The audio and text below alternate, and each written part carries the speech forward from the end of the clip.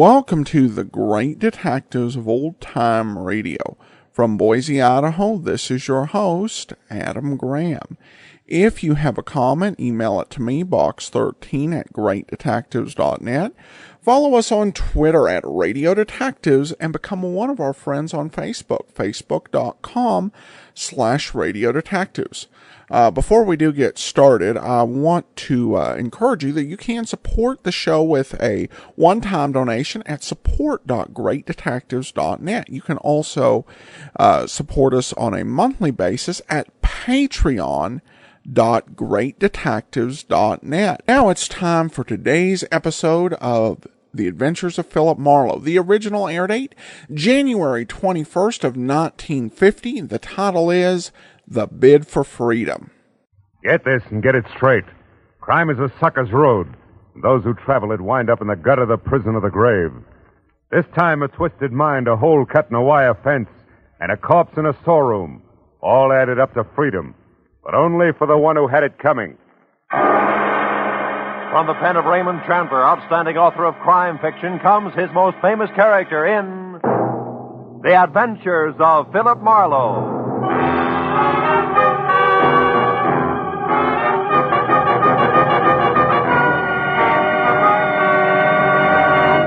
Now, with Gerald Moore, starred as Philip Marlowe, we bring you tonight's exciting story, The Bid for Freedom.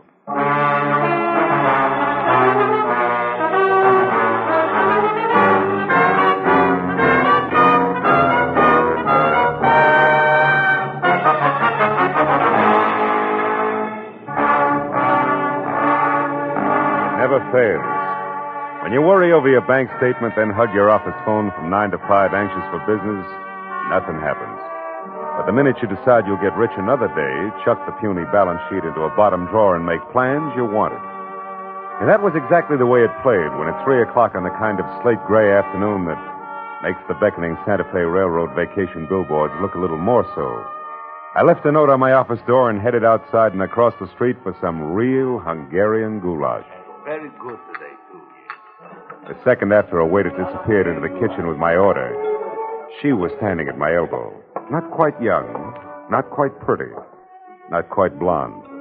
And when she spoke, not quite sure of what she was going to say next. You're Mr. Philip Marlowe, aren't you? I mean, the private detective whose office is across the street? Yeah, that's right. My name is Helen Asher. Oh? I have to find someone. You do that kind of work, don't you? Finding people, I mean. That all depends, Miss Asher. Who's the person you have to find? Leon Rodell, a friend. Uh-huh. You see, I just got into town. I had his address in my handbag, but I lost it. The handbag, that is. And I don't exactly know which way to turn. Well, just a minute, Miss Asher. Let's take it a step at a time, huh? Here, now sit down. Oh, no. No, thank you. I'm in a hurry, Mr. Marlowe. Leon Rodell isn't listed in the phone book. I've tried that, and I don't know the name of his firm, his business name. He deals in ceramics. Is that all you can tell me? Oh, no. I have something else. It's a name and an address here in Los Angeles. Fortunately, that wasn't in my handbag, but here in my coat. No. No what, Miss Asher? Outside there, on the street. What's on the street? Nothing. Nothing at all. Hey, Excuse me, Miss Asher. Wait a minute.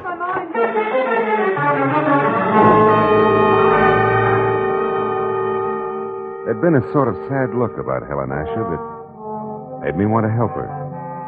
So after an even sadder look at the plate of goulash that was coming toward me from the kitchen, I followed her to the street. Mr. Marlowe, the goose.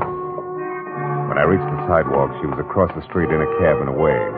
That might have been the end of it if something small and ugly that had been standing just outside the restaurant hadn't turned and moved into the alley alongside the building.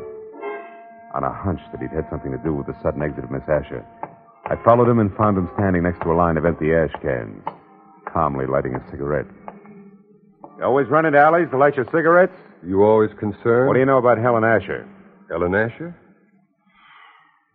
I haven't any idea who you're talking about. Come on, little man. I'm talking about the gal who just got into that cab. Do the words begin to flow, or do I wring them out of you? Get your hands off me. You're ripping my pocket. You're lucky it isn't your nose. Come on, talk. All right. It's no secret. Here, it's all in this letter. Look, Right here. Oh!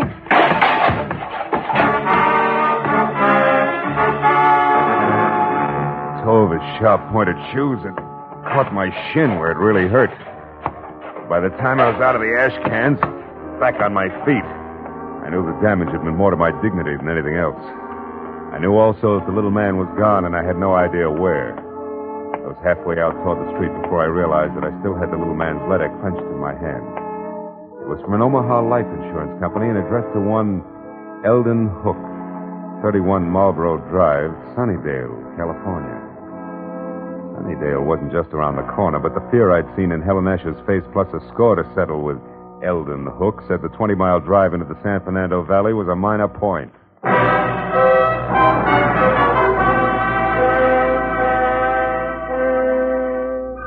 Under the gray sky overhead that thickened by the minute, Sunnydale, about the size of the hole in a candied lifesaver, looked as warm and cheerful as crepe paper.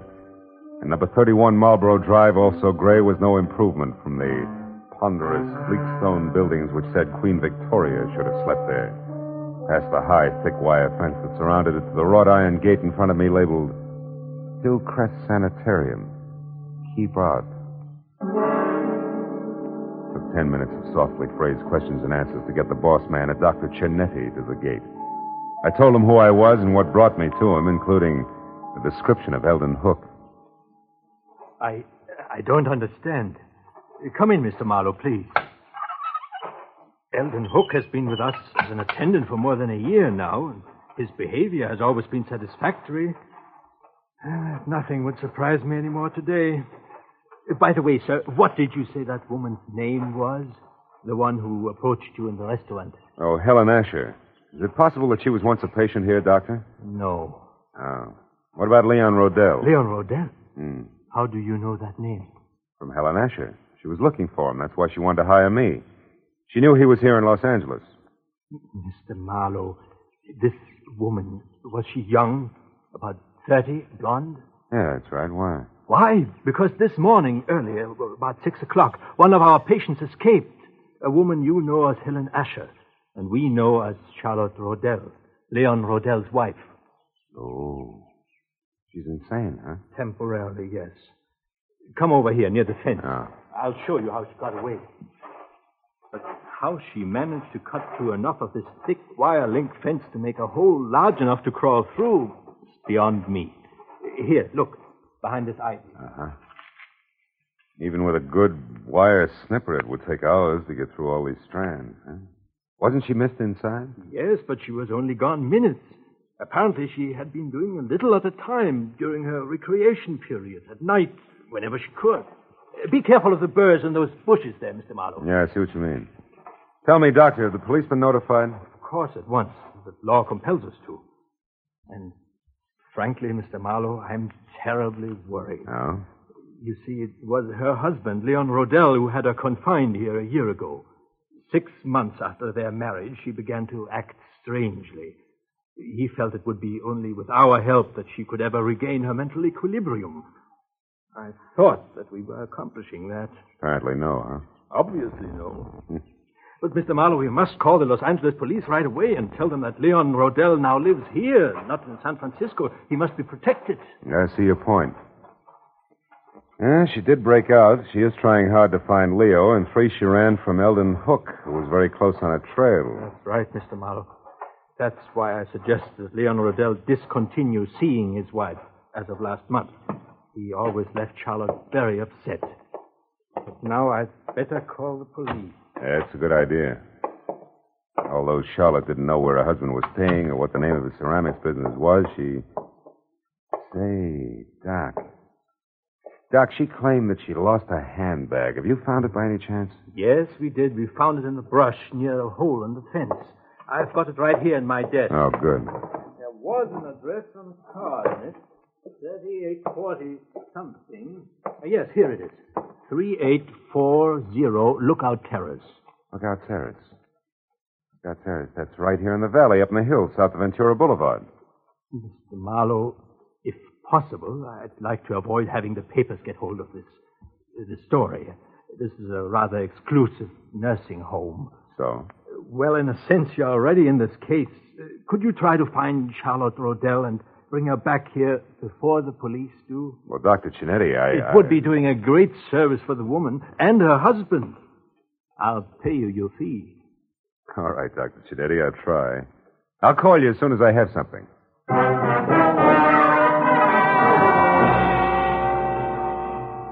When I first started Marlborough Drive in Sunnydale, it had been a combination of interest in a sad-eyed girl and a strong desire to punch Eldon Hook on the nose.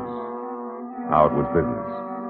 It took 20 minutes of fast driving to get over to Lookout Terrace in the hills that separate Hollywood from the San Fernando Valley, and 3840 itself. The house was a squat chunk of overly stuccoed, archaic California architecture at the top of a steep driveway. When I was out of my car and walking toward the front door, everything was black, except tiny pinpoints of light sparkling up from the floor of the valley I just left. Good evening, sir. I hope I didn't startle you, Mr. Rodell. Mr. Rodell? Oh, I know your name. Yes, sir. And I know some other things as well. Like what? Oh, incidental facts. Like, well, it's cold in there. So you haven't been home in hours. And? And the refrigerator's empty, so you're only staying here off and on. Also, the old mail inside, phone bills, etc. They don't have your name with this address. So this is probably a friend's house. Which totals to what? To zero, maybe. Zero, Mr. Rodell, like you're going to total if you don't pay the money you owe to my good friend in San Francisco. Yeah, you know who I mean, don't you, Mr. Rodell? Yeah. What I don't know is how good friend thinks I'm going to raise that kind of dough. I made it funny? Oh, you're kidding. What's 15,000 to you? You, shall I say, an intimate friend of Ordine Blackburn? Oh, Ordine Blackburn. Yeah, Ordine Blackburn. Come off it, boy. I'm thorough. An eager sort. I know that the lady from Bel Air's loaded and that she's nuts about you. No fooling. Now, before I leave, a word of advice, Rodell. One can't run away from his obligations forever. And you won't be able to walk away after 24 hours. Unless, of course, you pay. Good night. Good night, Eager. Till we meet again.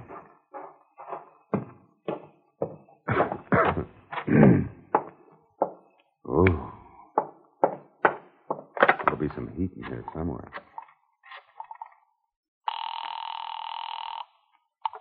Information. Oh, operator, I'd like the telephone number of a Miss Ordine Blackburn in Bel Air. I don't have the address. Have you tried your directory, sir? No, I can't. The house burned down. One moment, please. Yeah. We have an Ordine Blackbird at 2321 Bel Air Road. Yeah, that's it. What's the number, please? Nevin 31121. 31121. Thank you. House burned down.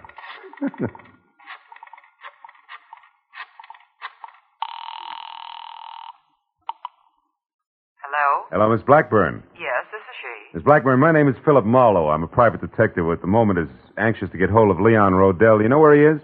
Yes, I do, but I don't think... Now, please, it's important. Leon Rodell's life is in danger. I want to help him. Leon's life?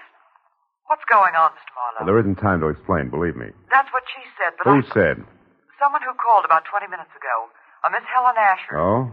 She said she was supposed to meet Leon at his storeroom about purchasing some ceramics, but she forgot his address there. Did you give it to her? Well, yes, I did. Oh, great. She's the one who's after him. What's that address? Come on, quick. 3909 and a half Ventura Boulevard. Ventura. It's in the rear of a parking lot. But tell me, Mr. Marlowe, what's wrong? Well, there's plenty wrong. For one thing, Talk to you again, baby, some other time. I doubt it, Mr. Rodell. Jumped to a hasty conclusion, didn't I? Yeah, you did, Eager. You see, I'm really only a bill collector, just like yourself, so why don't we... Get some makeup? Not a chance, sweetheart. I wouldn't be happy that way. I wouldn't know when you were telling the truth and when you were lying. You know what I mean? Mr. Marlowe. Now, as I said before, good night.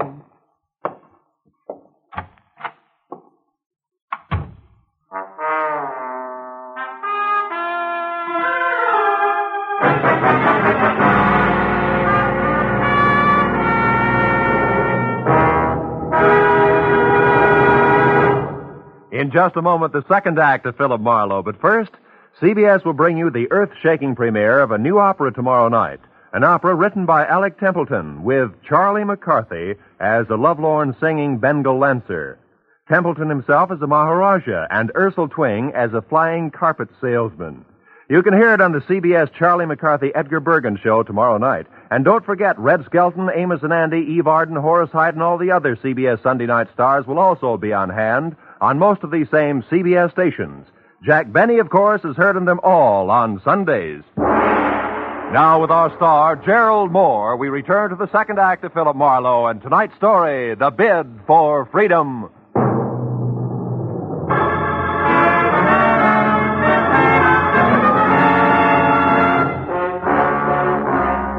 Gun butt I'd been slapped with felt like a log chain. Next time would be different.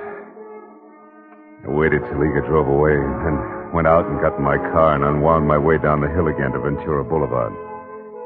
There I turned west and drove out to 3909 and a half. There was a glass and neon super grocery store closed for the night. And the only light showing at Leon Rodell's ceramic outfit trickled out on the ground in a narrow wedge to what had to be a partly open back door. Then even as I watched it, the wedge danced to a crazy pattern and disappeared. I ran for it and got there just in time to see Charlotte Rodell dart down the alley. A second later, she vanished in the shadowy jumble of backyard buildings. I knew there was no use trying to follow her. Instead, I eased the storeroom door open and looked into a room full of flower pots, lamp bases, and dishes. Nothing moved. Charlotte, I was sure, had had a reason for running, so I went in, toward a table in the corner where the only light was burning. I was almost up to it before I saw the reason. Yeah, it was a good one. Eldon Hook, the sanitarium attendant, was on the floor behind the table, his body still trying to arch away from the knife in his back. But I bent over him. He opened his eyes. They were already cloudy. I was close. I found the hole in the fence, and I knew Ordine was... Ordine what, Hook? Who did it? Can you tell me? I never figured I'd... I left Eldon Hook just as he was. Went to the door that opened to the front of the ceramic shop. A desk was there with a phone on it. I got halfway through the homicide bureau number when a silhouette showed up at the curtains at the front door. I put the phone down, stepped back into the shadows, and waited.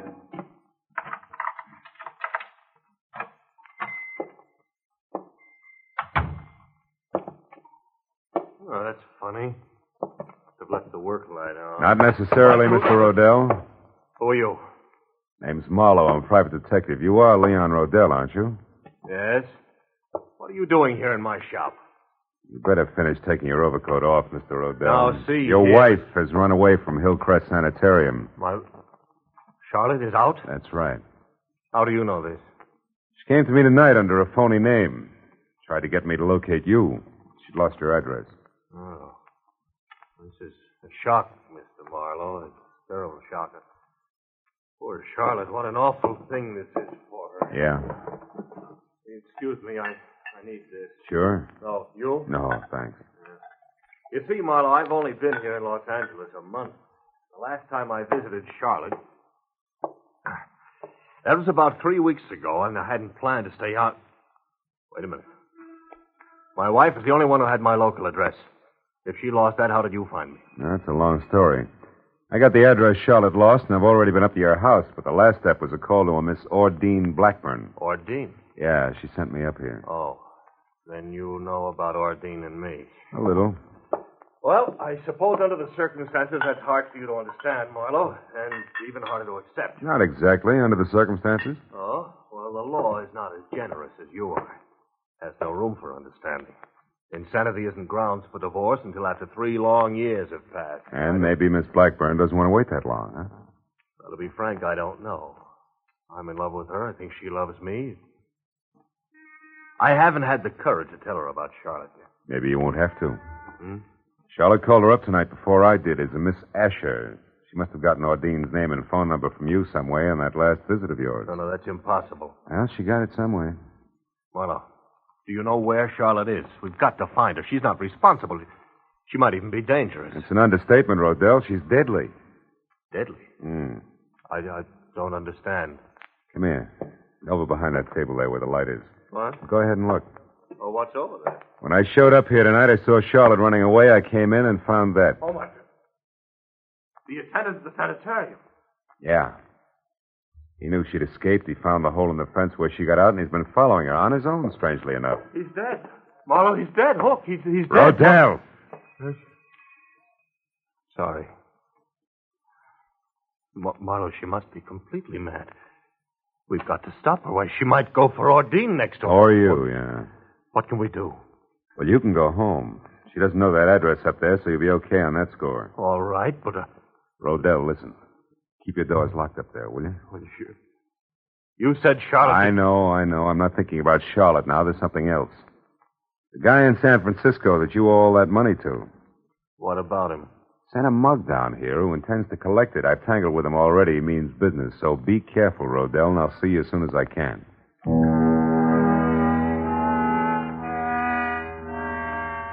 I watched him go out the door limply, his head down. He looked about as tough as a bowl of whipped cream. And I went back to the desk again and saw that he'd left his overcoat where he dropped it on the chair. I called the police, gave him the word on Charlotte, and when that was over, I had to switch on the desk light to check the sanitarium number before I could call Dr. Chinetti. That's when I saw the letter lying on the desk, an important letter. But for one reason only. It was addressed to Leon Rodell at his house on Lookout Terrace. It was an open invitation to anybody who'd come to the shop looking for that particular piece of information. And there was no doubt in my mind that Charlotte had seen it, which made it long past time for me to get up there and on the double. I turned, headed for the door, and stopped all in one motion. The pair of headlights slashed through the windows and then blinked out. I stepped back out of the circle of light from the desk lamp and waited. A second later, the hulk of Mr. Eager filled the open back door. He was still very sure of himself. He took in the storeroom with one long glance and then sidled through the clutter as deftly as a rumba dancer toward the door where the desk and I were waiting. The instant he got within reach, I swung! You again, you dirty lousy... Made your pitch once, big man. Why don't you sit on it? Why, you... That squares us up for that clip on the chops you gave me. Oh, no. No, not quite, mister. Even Steven now, big man. When he went down that time, he took the chair, Rodell's overcoat, and half the stuff on the desk with him.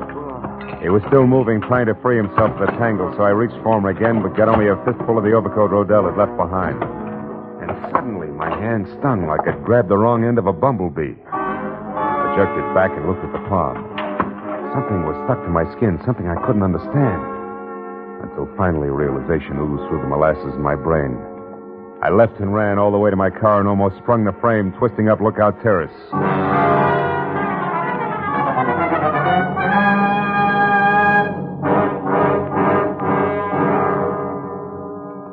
I parked down the hill from 3840 and ran as far as the house next door, where I got to the back, hopped the fence, and got my gun in hand. As I expected, Leon Rodell was there, and so was Charlotte in a coupe.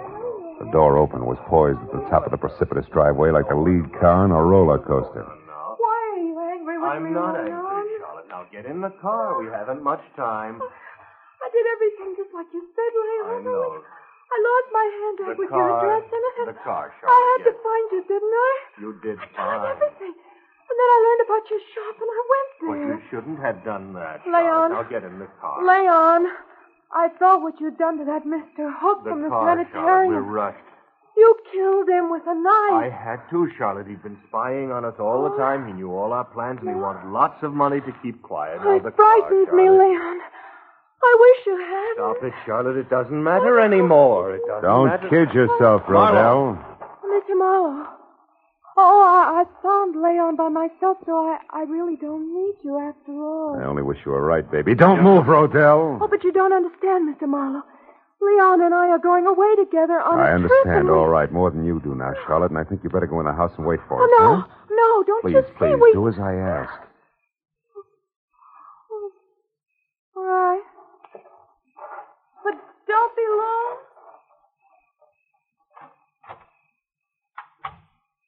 Some trip you had in mind, Rodell. Your wife in this coupe and straight down over the bank, strictly solo. She didn't even suspect. You keep your hands off me. Sure. I'd never get him clean again. It'll give me great satisfaction to drop you with a bullet. And I'll do just that if you take one step before the police get here. So stand still, Rodell. Real still.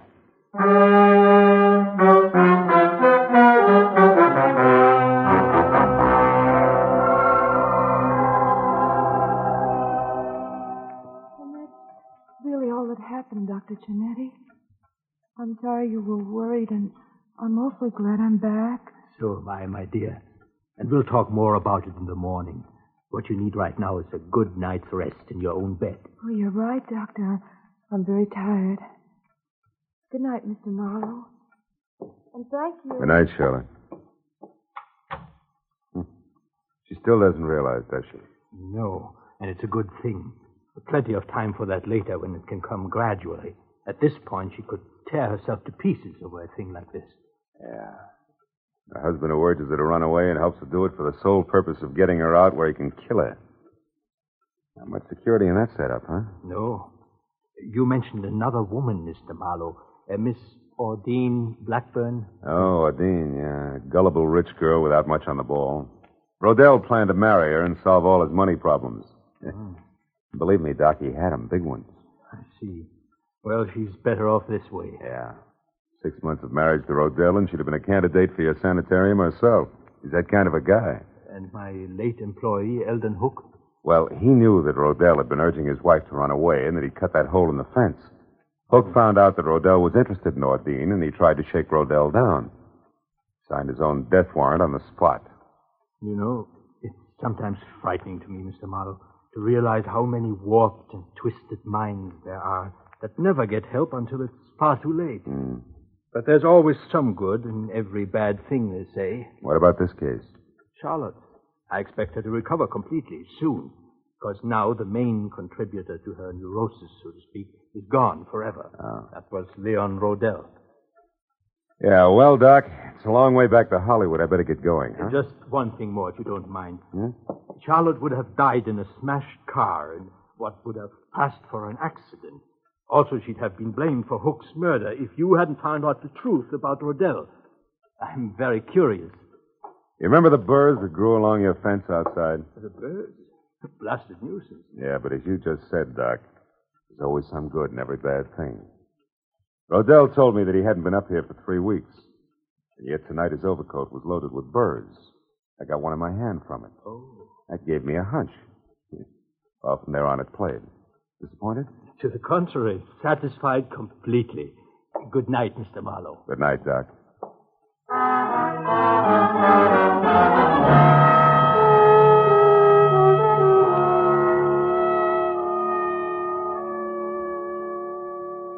As I left Hillcrest Sanitarium and drove back across the wide, flat San Fernando Valley, dark and quiet in the hour just before dawn, I found myself being grateful for a lot of little, orderly things.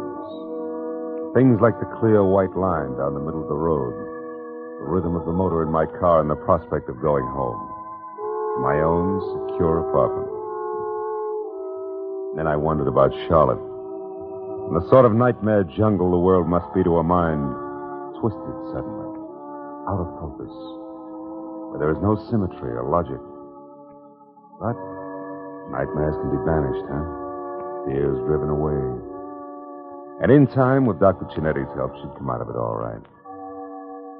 But the others like Hook and Rodell, to them the jungle is home. No nightmare, that. They live in it by choice. Until, one way or another, they're destroyed. Choked to death by the very tangle they hide in. Well, that's fair enough.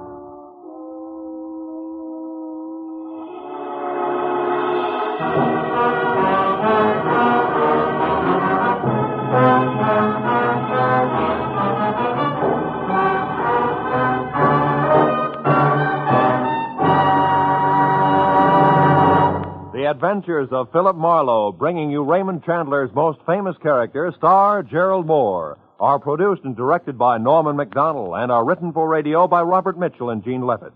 Featured in the cast were Gene Bates, Larry Dobkin, Yvonne Patey, Harold Deerenforth, Jack Edwards, and John T. Smith.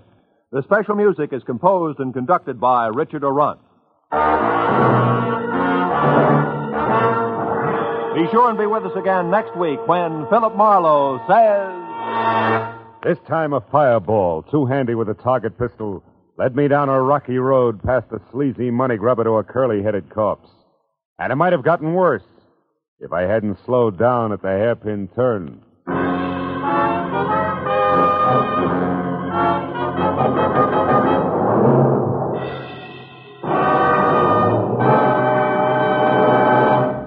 Battered but unbowed by his bout with Fred Allen last Sunday night, Jack Benny will be back at the same old stand tomorrow night, jaunty as ever, and why not?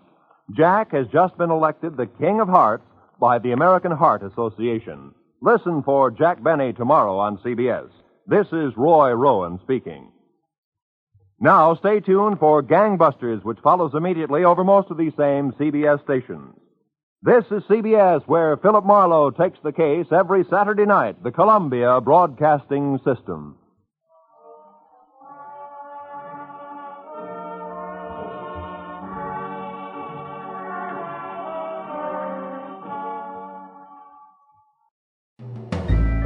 This is Andrea J. Graham, author of the Web Surfer series, oh, and of Madam's Wife. You're listening to the Great Detectives of Old Time Radio.